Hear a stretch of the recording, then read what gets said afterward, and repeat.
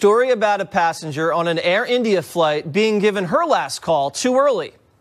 The irate business class passenger unleashing on the crew after they cut her off. So if I say boycott Air India, done. If I say boycott Jet Airways, done. Yeah, do you understand me? Do you understand me? Yes, sir. You can't give me a wee bottle of wine. Be a rich Indian money grabbing. Is that right? Is that right? Is that a report about me now? Give me a bottle of wine and game over. Otherwise, we arrive in. Where are we arriving again? That's it. Get that woman some wine. My goodness. She was taken into custody after landing in London. And with the holidays coming up, good luck to all you travelers out there. It's going to be rough. All right, that's all for us tonight. Be sure to follow me on Facebook, Instagram, and Twitter. And remember, I'm Waters, and this is my world. And the Donald Trump re-election effort, which is ramping up as we speak. We've got some of your Fox News favorites right here to talk about all of it. Maria Bartiromo will join me in a moment. Plus, I'll be talking with Tucker Carlson, Trish Regan, Stuart Varney, Brian Kilmeade, and Greg Gutfeld. They'll all join me with an early look at the field of Democrats looking to take on the president. But first, like it or not, there will be a new Congress in place ready to take on the president or to work with him. So what can we realistically expect to get done in Washington? Maybe more than you think. I just want to say something very directly about all this. I've worked at the heart of government, I've run campaigns, and I've got a very clear point of view. I think this is the time for President Trump to be positive and to be a populist, to remember that he was elected in 2016 to put the interests of working Americans first and to get things done for them. If he does that, that is the best possible start for his re-election effort. Now, to talk about all of that, the host of Sunday Morning Futures here on Fox News and Mornings with Maria on the Fox Business Network, Maria Bartiromo. How exciting to have you here. I mean, I can't tell you how long. Thank you so much for having me. How long I've wanted to get you on the show. And how long I've wanted to come. Congratulations. Your show is amazing, and I'm a regular viewer. Thank you so much for including me. Thank you so much. Really appreciate it. Now, look, let's just try and be positive. It's not easy always in this world of politics at the moment. But what do you think we can realistically hope for in the next 2 years with this divided Congress and the president there looking ahead to 2020? What can we hope for? Well, I think the first point is the reason that the markets rallied the day after the midterm elections, remember that 550-point rally in the Dow, was because corporate America and voters out there thought, okay, well, at least we know negative legislation cannot come and kill the golden goose, the economy that has been growing as fast as the Republicans keeping the Senate. That's right, because the Republicans keep the majority in the Senate. So this is really important. So in keeping with that idea of the majority in the Senate, the other positive about that is the president is going to be able to get all his confirmations through. Right. He's got the majority in the Senate. He's going to get a new AG. He's going to get new cabinet members, and they will breeze through the Senate, I think, if they have merit, because of the Republican majority there. So that's the good news there. The bad news is that all you're hearing, Steve, on the other side is investigation after investigation after investigation. So we're going to see them want his tax returns. We're going to see them say, oh, there was money funneled to Russia, et cetera, even though we know there's absolutely no Russian collusion. If there were, that would have been leaked about a year and a half ago. So I think the investigations are going to be a lot. It's going to be a lot of bluster. Yeah. But honestly, Steve, I think the good news is that's all that's going to happen. Infrastructure, big policy mistake could be if the president looks and tries to scramble to find something to agree with the Democrats on, comes up with a $2 trillion infrastructure plan and adds to the debt, because that's only going to come back to haunt them. So I think we do need an infrastructure plan. However, you have to really watch the costs here and taking on too much debt. We're already at $21 trillion, as you know. That's a great point, because that's when people talk about this new spirit of potential cross-party cooperation and the fact that Donald Trump himself and the president after his first day after the midterms, in that press conference, he said, look, maybe we can get things done. Might even be easier now because the Democrats can bring us something from the House, and then actually because it's come from the Democrats, we only need a few more votes from them to get over the 60-vote threshold to pass it in the Senate. Right. And when people talk about that, top of their list is infrastructure. Everyone says, oh, yeah, we love infrastructure.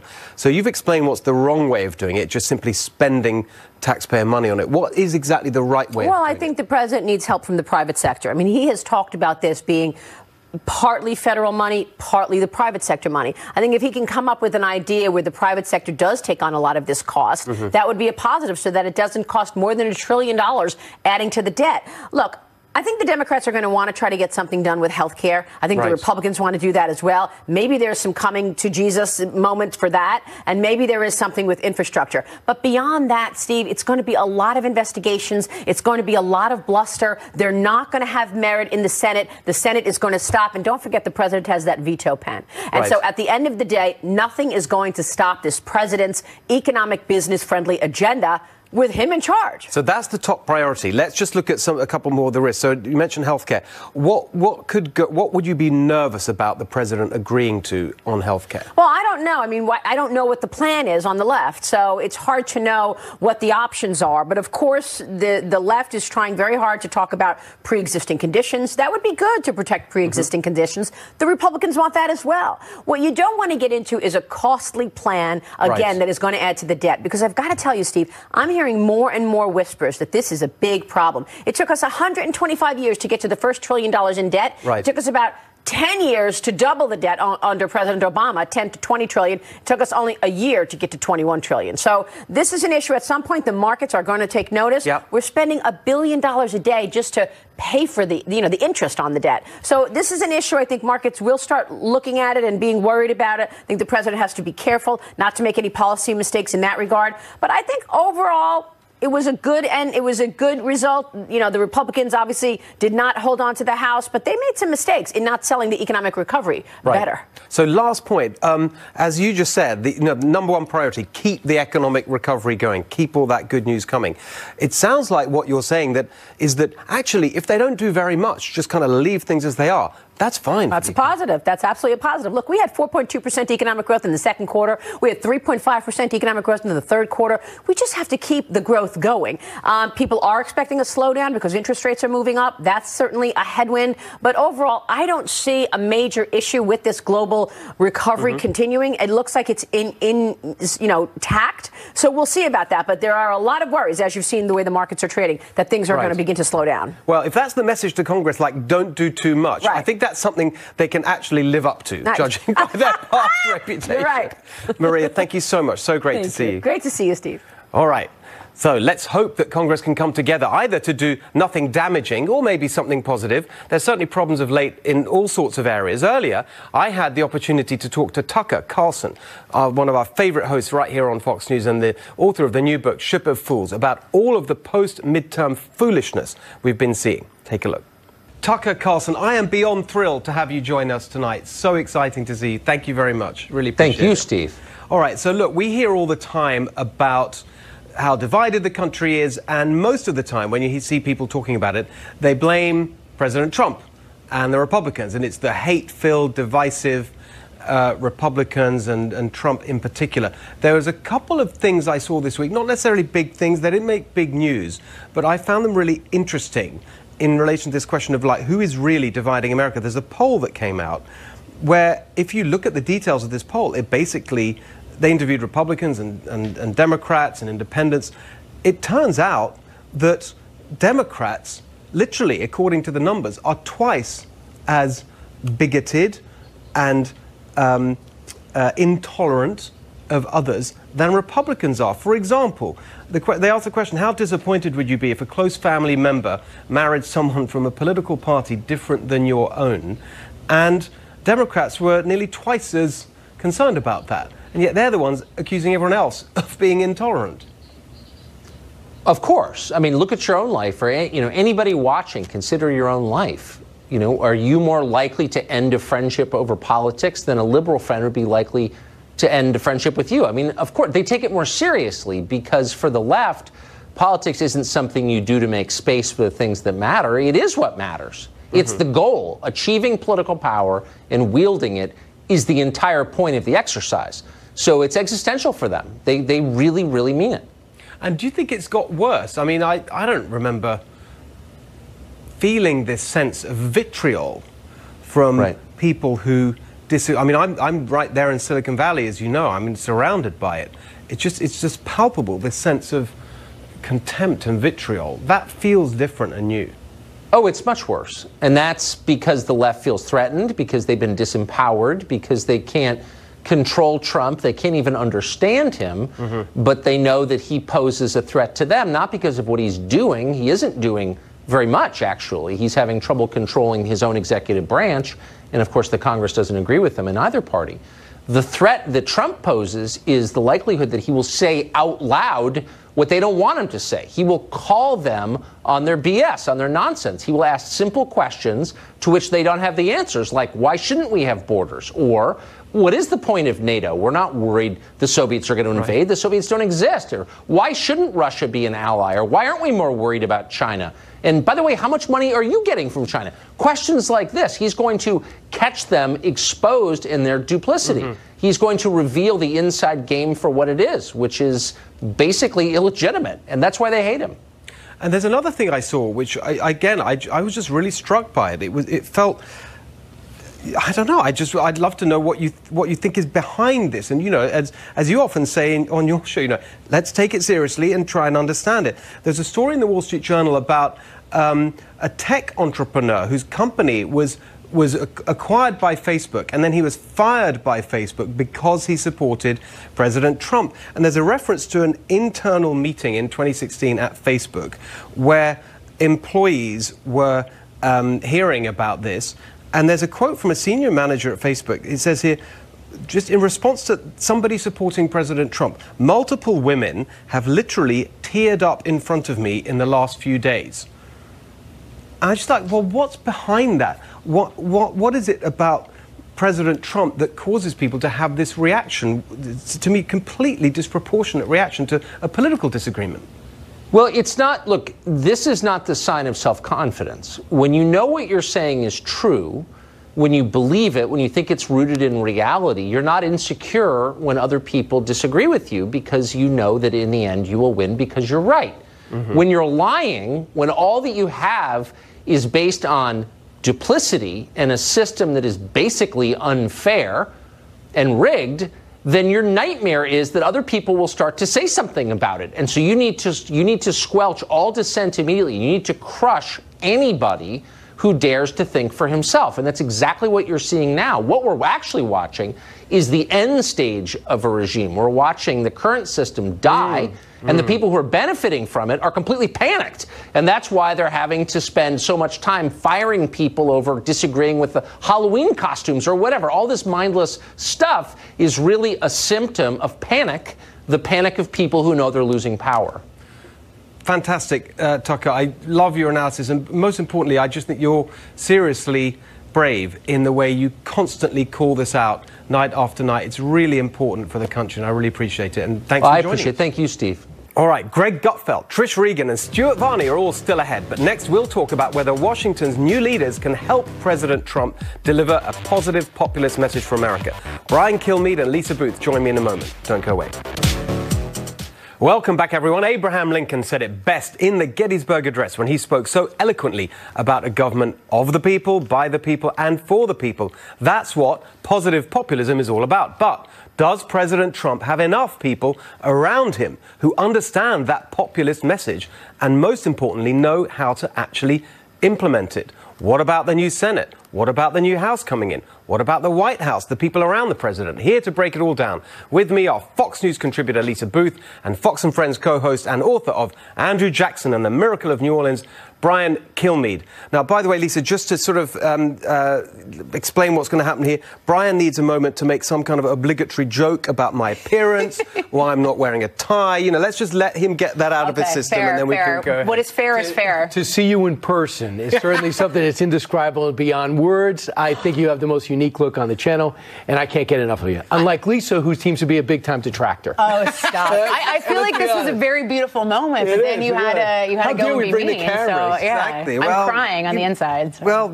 soon I'll be crying on the outside. Anyway, look, let's get takes more than that. Well, I think so. So look, one of the things I've just been interested in exploring, and we've talked about this before, is this.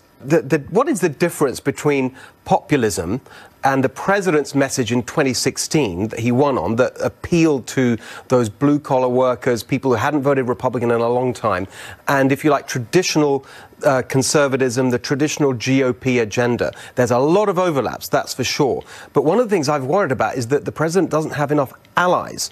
That was true in the first 2 years. Do you think now, after the midterms, Lisa, there's more allies in Congress? Potentially. I mean, he definitely went to bat for some of these incoming senators and going to states multiple times, advocating for them, asking for the people to reject people like Claire McCaskill and bring in someone like Josh Hawley. But I find that to be a really interesting question, and my mind automatically goes to that anonymous New York Times op-ed. Mm-hmm. Remember, that was, "I'm part of the resistance." And I remember everyone's reaction was, oh, this person's doing the people's work. But they actually weren't and aren't doing the people's work, because the people elected President Trump to be the president. It is his policies that go and move forward, and he is the one who runs the White House on a day-to-day basis. And so I actually found that op-ed to be deeply offensive, but it does show that there are certainly people surrounding the president, perhaps in some leadership positions, that don't share his same viewpoint. Yeah, what do you think? A couple of things. When you try to get yourself elected to the people of Michigan, it's look at me, this is what I offer. But if I have to get Steve Hilton elected in Michigan, you might not agree with me on everything. You are a different candidate. Maybe you're more dynamic, less dynamic. Maybe you're overstated, understated. Maybe you were a Democrat and converted later. Right. So when people say, well, the president lost 5 seats in Texas and he lost it, and the message is not getting through, I go, wait a second. The president went to bat for you, but they're still voting for you, the candidate, the other person. So I don't think it's coming through. The other thing with populism, I think it's more instinct. What does Donald Trump believe? I know people say, well, he was a Democrat, but he's doing on things that he believes, and others are going by doctrine. Conservatives believe this. I'm a conservative, so therefore I believe it. He says, I believe this. Come aboard and follow me. If you can't, let me know. Others say, I'll follow you and I'll do whatever you want me to do. Those are other people say, because I work for you, I'll do what you want me to do. Others sit there and go, wow, I don't get this guy. I'm going to come out, I'm going to play defense. I'm going to just try to keep steady the ship. And that very much reminds me of the first year of the administration. A lot of competent people that didn't quite understand who Donald Trump was. At this point, I think he's closer to finishing off his staff to exactly what he wants. But he can't have sycophants. He's got to have somebody that gets in his face and say, listen, Mr. President, you got to go to that funeral. You got to go to that cemetery. Totally agree with that. Right? Yeah, I don't. That is not helping anybody to say, Mr. President, your instincts were always right. You're 100% right here. No, I need you to get up early. I need you to do this. We know we can't get him off Twitter. Yeah, I agree with that completely. But I think that as well as not having sycophants, you don't want sort of sneery people as well who look down their nose, snooty people who think, oh, he's a bit of a dummy, doesn't know policy. I think there's been too much of that. I just want to ask you, in terms of your book, that echo of the populism of the past, any parallels there? Or? Totally. I mean, when Andrew Jackson was hated by Washington, he was hated by Boston, hated by Philadelphia, hated by New York, they said he wasn't worthy. He's a vulgarian. Those are my words to describe Trump. And what he did is say, all right, I'm going to take my message to the people. He was the first to campaign, the first to go out into people. And then he had such a groundswell of support, they couldn't stop him. And when he became president, a lot of people ran for the hills, so he hired his family. Does that sound familiar? He hired and everyone's like, you hiring your family? He goes, yeah, I need people we trust. So give Jared a bigger role. Give Ivanka a bigger role. Get somebody in there like a David Bossie and Corey Lewandowski who know how it started. And they know how to finish it, and they know politics. General Kelly's great, but he's not a politician. In the chief of staff, you need a politician. Hey, Lisa, as much as I agree with you, not now. Not in the third year. 4th year we do this. Not now. You got an election to win. Or this is the year we compromise. Next year we can't. General Kelly doesn't have that sensibility because he's a get it done. I don't care about politics. That won't get it done for that spot. Yeah, I think that's. I really agree with that. Just lastly, on just look at the Senate for a bit. I mean, the new senators that have come in on the GOP side, they are much more in line with what President Trump message is than people like the people they replaced, Jeff Flake and so on. So is that something to be optimistic about? Yeah, I think so. But I also think he's going to have other detractors coming in, someone like Senator-elect Mitt Romney, who's probably going to join forces with Collins and Murkowski, and then they form this bloc to, try to sway the way things are moving in the Senate. So I think he's always really going to have that no matter what. But I think the best thing President Trump can do, and at least if he's trying to win over some of these detractors, is just continue following through on the promises that he made. Because I remember a lot of conservatives were so skeptical of President Trump, then candidate Trump, of making a lot of these promises, but yet he has consistently followed through on them. But here's the difference. I want to see compromise. He can't get everything he wants. He's going to have to compromise. And it's going to be the first time the deal comes through, and let's say he does immigration deal, and chain migration and lottery isn't in it, but the wall is, and DACA's got a 10-year path. Are conservatives going to jump ship, or is he going to say, hey, guys, you lost me the House. I have only 52 seats if they get Scott in the Senate. What do you want me to do? Then he goes back and does criminal justice reform. Wow, I think we got something. We might be able to turn down the temperature on the country if he starts getting deals. Instead of, you won, I lost. I lost, you won. Instead of, wow, I got some of what I want. I might go back for more of it. I love the way you put that. No, I love the way you put that, and I think it's in line with what the president's first instincts are, and we saw that in that press conference straight after the elections. That was the language he was talking. Anyway, we're out of time there. Nobody cried. That's amazing. Right. I usually do cry at the end of segments. So this is despite Brian's best efforts. Yeah, I know. No one cried inside or outside. Thank you both very much. Thank you. All right. How did the economic message, one that is so overwhelmingly positive, get lost in the march to the midterms, and how can the Republicans avoid the same mistake? Live from America's News Headquarters, I'm Lauren Green. Nearly 2 weeks after the midterm elections, the recount is over, and Florida has a new senator.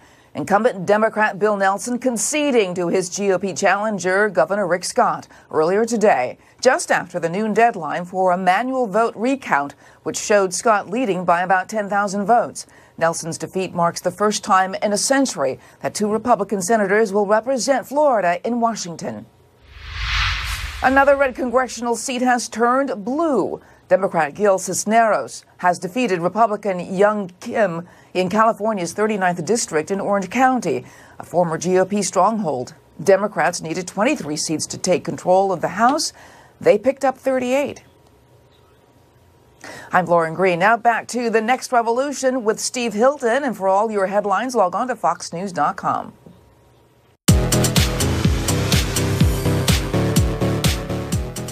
You may be wondering how the Democrats were able to win the House despite the Trump administration delivering on an economy that is working for so many Americans. It's one of the questions I had for the host of Trish Regan Primetime on the Fox Business Channel. Trish Regan, take a look. Trish, thank you so much for being here. It's so great to have you on my show. I love joining you on your I love having you fantastic new show. And it's a pleasure to be here. It's wonderful. So let's talk about the economy. There was a lot of criticism of President Trump, particularly during the midterm campaign, about, well, why isn't he talking about the economy and so on? It seems to me with the economy, it's one of those things where it's the experience of it that is really persuasive. If people are actually seeing jobs come back, incomes go up, their city reviving or whatever it may be, that's what really counts. And so the real thing, it seems to me, is to make sure that the progress we've seen under President Trump keeps going. It's not the words, it's the action. Yeah, the problem with it, Steve, I think, is that it doesn't necessarily spark the same kind of emotion because it's good news, right? The economy's doing well. You feel better about things. Sometimes when you feel better about things, you're less incentivized to go to the polls. And so how do you drive that message home to people that lower taxes, less regulation is the result of a better economy? I think that is a challenging message to drive home. And I think that the administration probably recognized that. So they went with some of the more palatable, more emotional hot direct buttons, things as well. like immigration. Yeah. And so just looking ahead now, I'm thinking about, as we inevitably have to do, one election's out the way and then you're on to the next one, 2020, the president's re-election. How do you think they should be thinking about that and keeping the progress on track? I think that for 2020, it'll be a little bit different. I mean, I think a presidential election is just different, right, than midterms, and more people are motivated to get out and vote in presidential elections. And so for that, Steve, the economy is going to matter. I mean, you've got to, people have to recognize that things are better.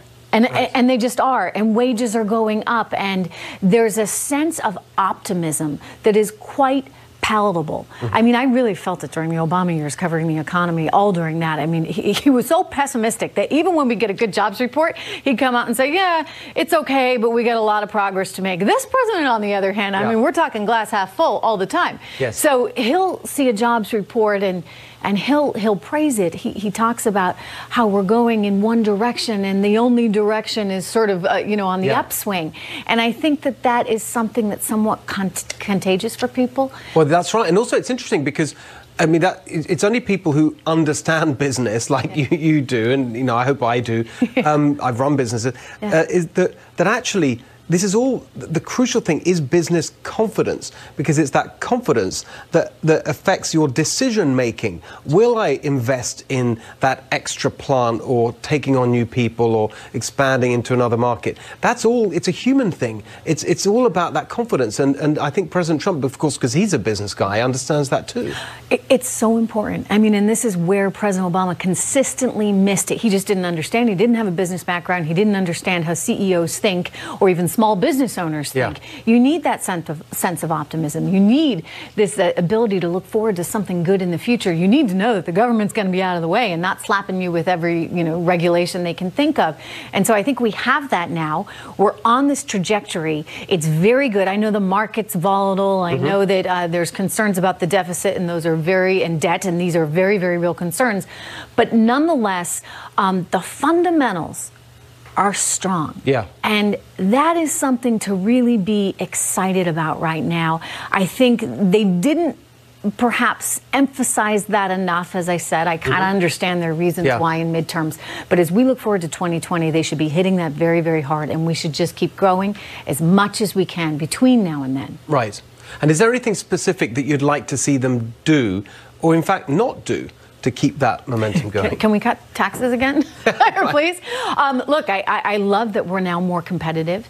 We had the highest tax rate all in when you factor in, local taxes as well for businesses. I'm glad that's gone. Remember all those shotgun marriages that were happening, as they like to call them, inversion deals, right? Where American companies were buying these Irish companies and setting up shop over there. Those aren't happening anymore. You don't hear about those anymore. Why? Because we got a better tax policy. So let's do what we can to make ourselves the most attractive place to be operating a business within reason. And then let's work on the individual side. Let's let people keep more of what they earn. It's not that hard. It's really not that hard. You incentivize people to work, and they'll work. It's a great message. I hope there are people listening so that we can keep this good news going. Great to see you, Trish. Thank you. Great to see you. Thank you, Steve. The midterms are over and the 2020 election, and so are the Democrats. So who are the frontrunners, the dark horses, and who really stands a chance? Joining us now with an early look at the field is Greg Gutfeld. He is the co-host of The Five and the host of the Greg Gutfeld Show. Yes. It's got your name in it, so it must be true. It is. I'm very excited about 2020. Are you? Oh, yeah. Interesting. It's like, I saw a list of 90% of the people I've never heard of, but it's such an exciting time to watch the Democrats implode the way the Republicans did, right? Because with so many people. With so many people on one stage, what it does is it creates an opportunity for one person to stand out, which is what happened. It's that contrast theory. The reason why Trump did so well is because 17 people were from the same pond. Right? Yes, exactly right. And he was not. And if there were 4 or 5 Trumps, then there would have been a problem. But there's only one Trump. So I came up with a criteria. Would you like to hear it? I've got one too. I want to hear yours first. Okay. Number one, you have to have somebody who can deal with Donald Trump. Yes. Right. So that's basically, you don't want a Prius. You want a 4x4 with traction control and mud tires. Meaning you want a car that can go off-road, so that the candidate needs to be able to go off-road to meet with Trump. This is something that hasn't happened before. Most candidates have to go against candidates that are similar to each other. Yes. In this case, that's not going to happen. You also have to have a sense of humor, because you're going up against somebody who's funny. You got to be persuasive, which means that you can't talk in jargon. You got to talk like a 12th grader or an 8th grader. And you got to be surprising. The interesting thing about Trump is that he wasn't a by-the-book conservative by any means. So you can't be a cookie-cutter left-winger or right-winger. You have to surprise people by zigzagging And you got to let go of the anger and be more about unity and less about divisiveness. I've come up with even a motto for the Democrats, but I'm not going to share it with them. Because you don't want them to take your ideas. Exactly. But think about 2020, the perfect vision. Oh, my God. Yes. That's some kind of spectacles company. Yes. Now, look, the thing that I totally agree with you, because you didn't mention anything about whether they had to be moderate or progressive or this or that. Doesn't I think matter. that whole conversation is irrelevant. Isn't it totally scary? agree. It's scary because the thing is, I grew up with an ideology that had to be an important thing. Now it's about persuasiveness. Yes. And it's like, so... You know, so I tell you what I thought was, like, I was trying to think of, like, what's the real thing if I was trying to pick the right one for them. I think it's more than anything, it's someone who's exciting, who's interesting. So my sort of negative version of that was like the snooze index, who's the most boring. Yes. You just want to avoid the boring people. So speaking of which, we have some here. Great. And I'm going to test them out against your criteria. So who is that to start? Who is this person? That guy, I think, sold me This is like my impression of Judge Janine. You have street justice going Exactly. And then she hits you if you're wrong. But he sold me homeowners insurance last year. Interesting. Yes, I don't know his name though.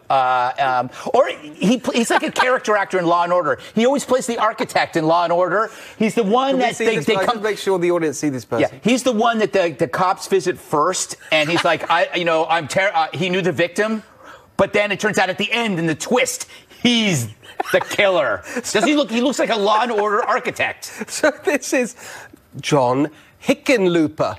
Who was definitely in the dark horse. He's a governor of Colorado. Colorado, there you are. So a lot of people like him. You know what I like about him? His name, Hickenlooper. Well, I was going to ask you about what it is. Is it possible to have a President Hickenlooper? I don't know. It sounds like a gadget from a science fiction movie. Get the Hickenlooper! Quick to the Hickenlooper! What about this person? Mark Cuban. I'm a fan of the Shark Tank. It's a good show. I like him in Shark Tank because he hates scams. Whenever everybody comes up with a product that is supposed to cure something, he gets really angry. He's somebody that you're not quite sure what his politics are. So he sounds like he's pretty good on your checklist. I'm going to give him to you. I'll give him a 1 to 10. I'm giving him a banana. You didn't want Hickenlooper. What about this? I think that I saw her on The View the other day. Not that I watched The View. It's just on at the gym. Who is it? Kristen Gillibrand. Very good. Okay. Not Christine Gillibrand, which is what Jesse Waters would say. Right. Because he always gets names wrong. He's just ignorant. He is. He is. Finally. I can say that because I don't have to sit around the table with him later on. I love Jesse. But I think she's... she could be very likable, but she's made some enemies. Remember, she was the first Democrat, one of the first to say goodbye to Al Franken. Right. And she was no friend of the Clintons, was she? I can't remember. Speaking of which, I'm putting her over here. I don't think she passed your test. What about, hang on, I've got someone else. Yeah, there we are. Speaking of the Clintons. Okay, this is a good point. 7 or 8 months ago, I said that she would run again, and everybody laughed at me. And I'll tell you why. I call it the obituary theory. You don't want the first or second sentence of your obituary to say, she lost to Donald Trump, right? Because she was the Secretary of State, she was the First Lady, but she will be remembered for losing in probably one of the most historic elections of all time. How do you beat the obituary theory? You run again, and the story becomes the rematch. Wow. That's how you beat the obituary theory. And how does she fit on your checklist? I think that she has a problem with energy and likability. I think her party resents her for what happened to Bernie and how she lost to Donald Trump. Okay. But the story itself could be bigger. In the middle. Not as bad as okay. All right, well, that's the ads. We're out of time, and it looks like it's President Cuban. Yes, I think it's President Cuban. Can we have a No. President? Wait, I have two that you didn't mention. I think Kamala Harris is a definite, and also one that's not in this is Mark Ruffalo, and I'll tell you why. Mark Ruffalo is he's a progressive activist actor who's relentlessly positive. So he's, I disagree with him on everything from the pipelines, you name it, climate change. We're not on the same page. But when I watch him, I can tell that he's actually genial, nice, fun, and smart, and he's also the Hulk. Amazing. Yes. That is a good tip. So it's not the dark horse, the green horse. Yes, he's the green horse. And I think the Democrats need somebody that can unite the party and the country because you have this divisiveness going on. So it's about bringing America together. That should be their motto, bring America together. Bat. Then you can have a little bat. Bring America together. I should be in politics. You should be running the campaign. All right. I think we're going to keep you here to make sure, because if they go with that, they're definitely going to... I don't know about a real challenge. Okay, next. President Trump. ridiculed on the world stage. You can see him every morning. Varney and Company host Stuart Varney. So, Stuart, look, we're talking in the week where first you had the president attacked for his belief in nationalism by the president of France, and then you had the new information on the Brexit deal.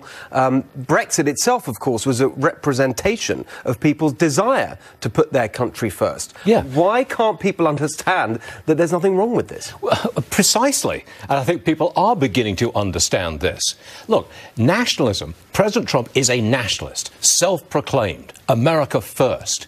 It is not nationalism which tears up Europe. It's the failure of globalism, the failure of open borders. It is the failure of countries to be allowed to make rules for themselves. That's what's breaking up Europe. Macron is totally wrong on this. It's the exact opposite of what's really going on. And this idea of a European army for the Europeans is almost a joke, isn't it? Can you really see a pacifist continent getting together to create a warlike army that's really going to defend them? Nonsense. They cannot work without America's military, period. That's exactly right. And in fact, that's what started this whole spat, really, when President Macron started saying we need a European army to protect us from America. I thought that's one of the most insulting things I've ever heard. Absolutely insulting. What is the man thinking of? I mean... Well, he's basically just pandering to his people in France. He's having a very tough time politically, and he just wants to deflect by attacking President Trump. I think President Trump had a hard time restraining himself from going after Macron, who's got an approval rating of, 26%, and he's criticising the President of the United States. Totally agree. And by the way, it was a double insult, because first Macron insults America by saying we need an army to protect ourselves from America. Then he insults President Trump personally by going on about nationalism. The other thing I just wanted to touch on is this notion that we've seen from the elitists ever since this argument flared up, that nationalism is somehow to be equated with... I mean, I've heard literally people saying, well, that's what the Nazis were. National Socialists is all about authoritarianism and so on. My background is Hungarian. If you talk to people in Eastern Europe who were under the yoke of the Soviet Empire, they see nationalism as freedom, as liberty. Yes. I think the left is going after the president who says he is a nationalist because they want to draw racial comparisons or warlike comparisons from the last century, when nationalism was alive and well in Europe and created a couple of world wars. They want to slime the president by abusing the word nationalist. I think nationalism is respecting your own country and defending your own country's interests. It's very much aligned with patriotism, which is the love of your country. Exactly right. They're not contradictory, they're complementary. Exactly right. Very well put. Now, we'll talk about your own country.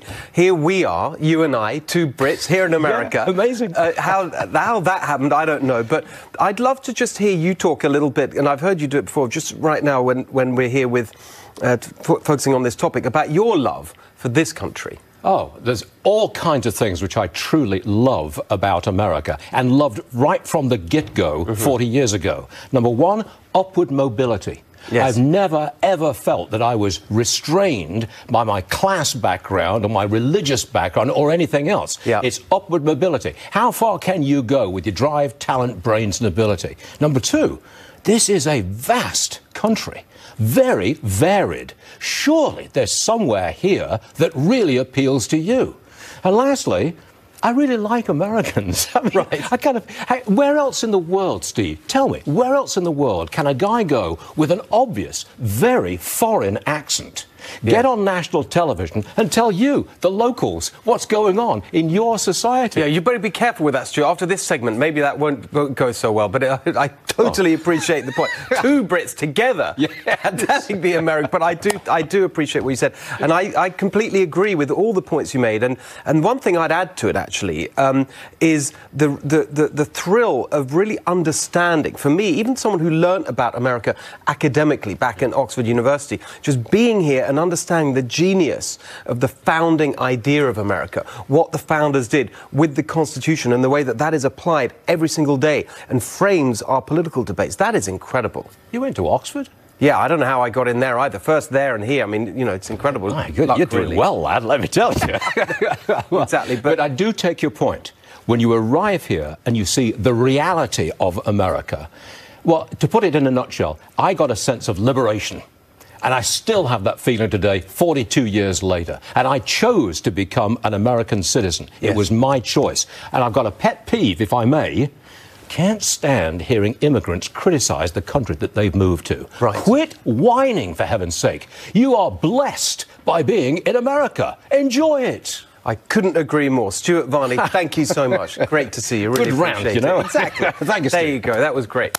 All right, back with more in a moment. Don't go away.